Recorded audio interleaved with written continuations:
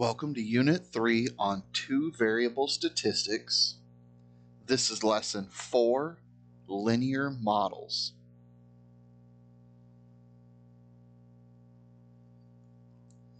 Our learning goal in this lesson is to explore relationships between two numerical variables.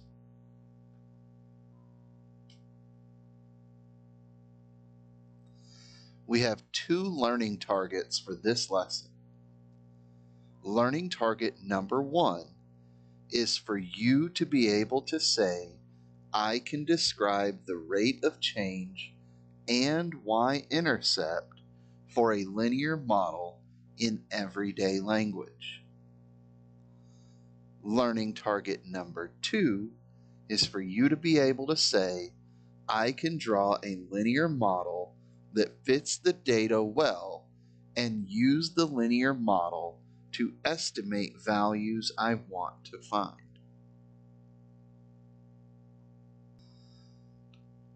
Our first practice problem for Lesson 4, the scatter plot shows the number of times a player came to bat and the number of hits they had.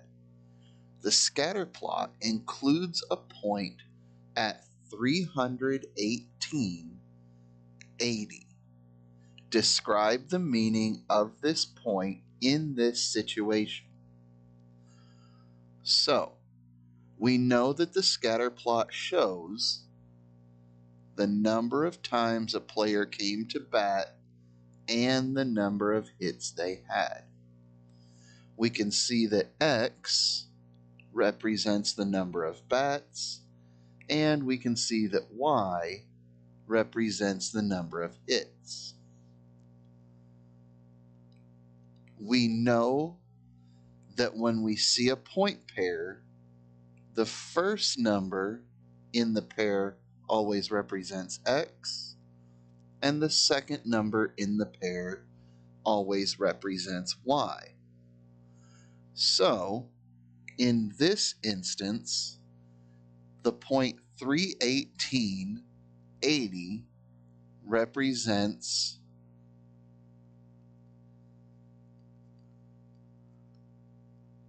a player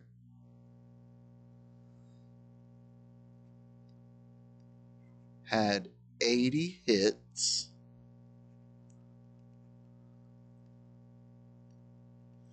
in 318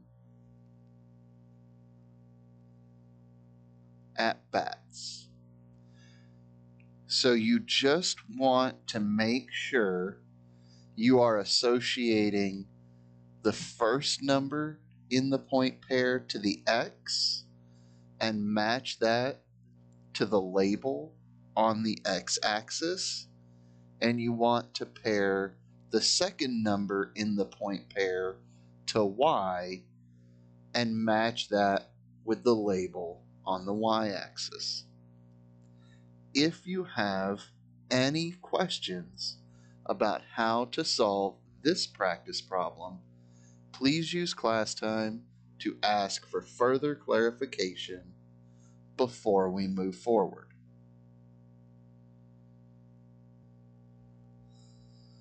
Our next practice problem, the scatter plot shows the number of minutes people had to wait for service at a restaurant and the number of staff available at the time. A line that models the data is given by the equation y equals negative 1.62 times x plus 18, where y represents the wait time and x represents the number of staff available. The slope of the line is negative 1.62. What does this mean in this situation? Is it realistic? First, we have to remember what slope is. And slope is your change in y over your change in x. So in this case, we can see that our y is wait time.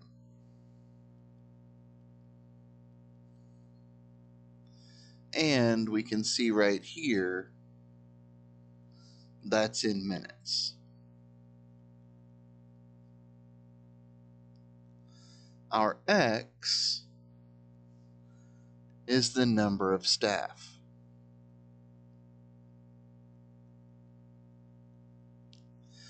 So if we look at number 1, a slope of negative 1.62 means the wait time decreases 1.62 minutes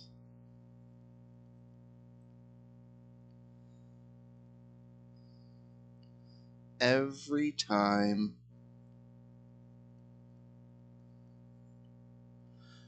another staff member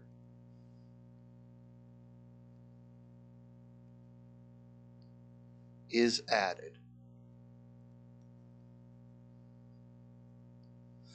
And it wants to know, is this realistic? This is realistic. Okay, if I go to a restaurant, the more waiters there are, the less time I will need to wait on my food, because there's more people to spread that work around to. Next, number 2 says the y-intercept is 0, 18. What does this mean in this situation, and is it realistic? Well, if you remember, the first number is always your x, and the second number is always your y. So this means if there are 0 staff, the wait time is 18 minutes. Now, while that might be a mathematical answer, you have to think, is that logically realistic? And the answer is no. If there are no staff members, then there are no people to take your order or cook your food.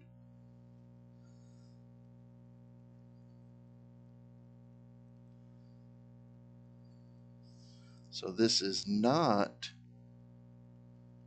realistic because 0 staff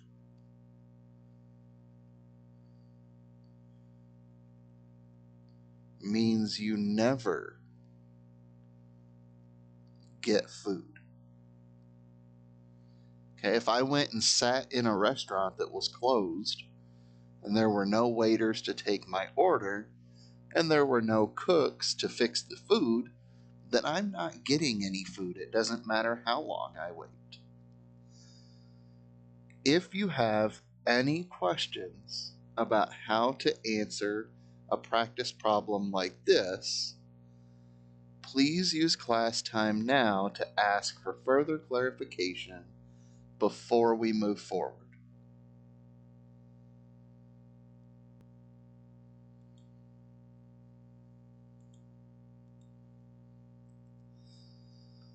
Our last practice problem: a taxi driver records the time required to complete various trips and the distance for each trip. The best fit line is given by the equation y equals 0.467 times x plus 0.417, where y represents the distance in miles and x represents the time for the trip in minutes. So they give us an equation to use.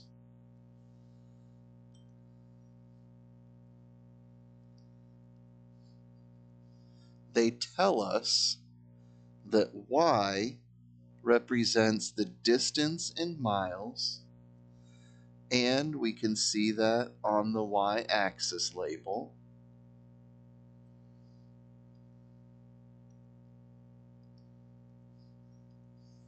And they tell us x represents the time for the trip in minutes, and we can see that on the x-axis label. So number one, use the best fit line, so that equation that we highlighted in blue, to estimate the distance, so they want us to find y, for a trip that takes 20 minutes. They're giving us x. They want us to show our reasoning. So all we need to do is take the equation that they gave us and substitute 20 minutes for x.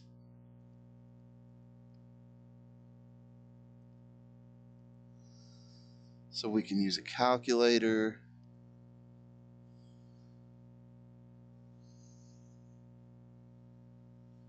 And we have 0.467 times the 20 minutes,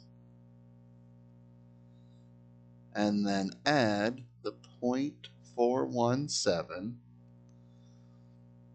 and we estimate, I'll use the 7 to round the 9 up,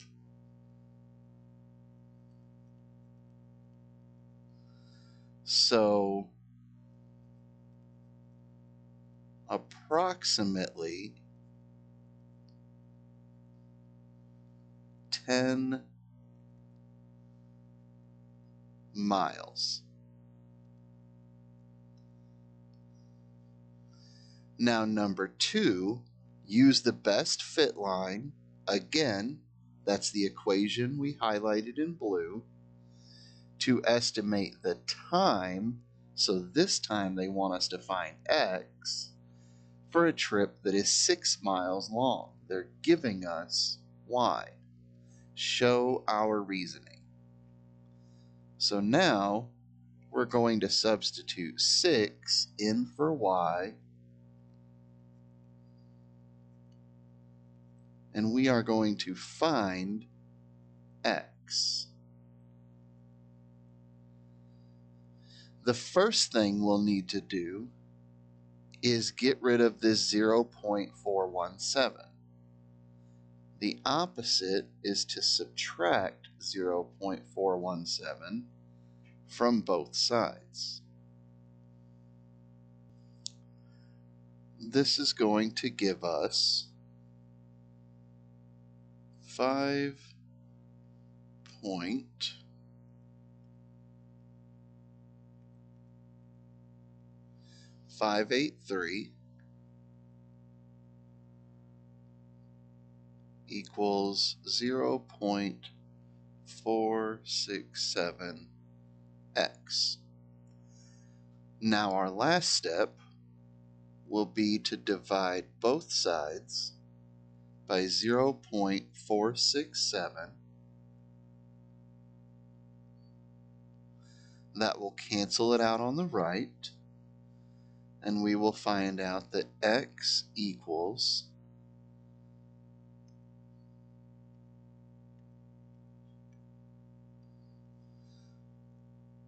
11.96 when we round. So approximately 12